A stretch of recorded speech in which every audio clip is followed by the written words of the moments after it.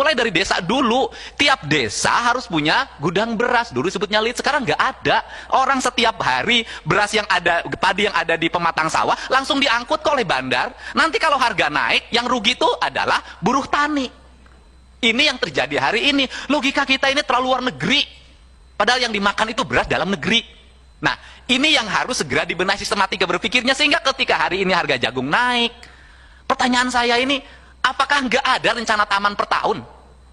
Wilayah mana penghasil jagung, berapa juta ton dihasilkan, beras berapa, semuanya dibikin perencanaan yang baik, terintegrasi. Saya katakan hari ini tidak ada integrasi Kementerian Pertanian, Dinas Pertanian Provinsi dan Kabupaten. Tidak, masing-masing jalan sendiri-sendiri. Semuanya hanya bermain data. Real di lapangan tidak berjalan secara efektif. Sehingga satu sama lain, kalau ada musim kacang, nanam kacang semuanya. Musim ketimun, nanam ketimun semua. Musim cabai semuanya. Akhirnya pasar itu di kita biasa. Kalau pasar lagi penuh.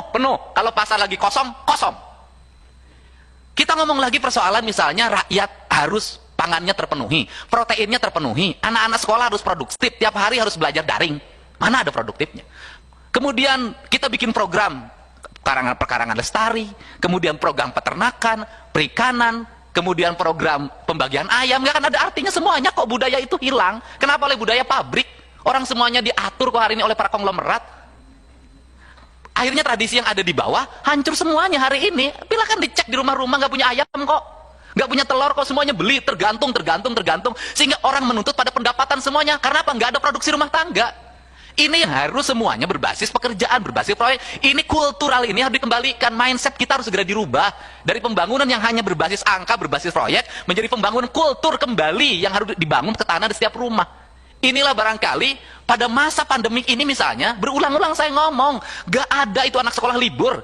Intervensi oleh Kementerian Pertanian, suruh anak-anak sekolah nanam padi, suruh anak-anak sekolah beternak, itu bisa. Nganggur anak kita hampir setahun hari ini, ngabisin pulsa.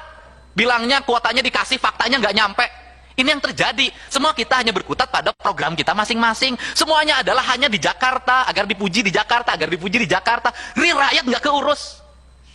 Inilah barangkali penyadaran bagi kita semuanya pada hari ini. Untuk apa? Pada akhirnya saya meminta, menurut saya, evaluasi berbagai perubahan hutan. Sudahlah, perhutani ini, kalau memang gagal dia nanam kayu jati, rugi terus, sudah, kembalikan aja jadi hutan alam.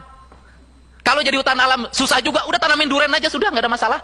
Tanamin rambutan saja sudah nggak ada masalah. Dibanding lagi alih fungsi lahan lagi. Saya katakan kalau terus-terusan tanah negara dialih fungsi lahan kan, suatu saat nggak ada lagi kebun bambu, suatu saat nggak ada lagi kebun jati, nggak ada lagi sengon. Semua orang berpikir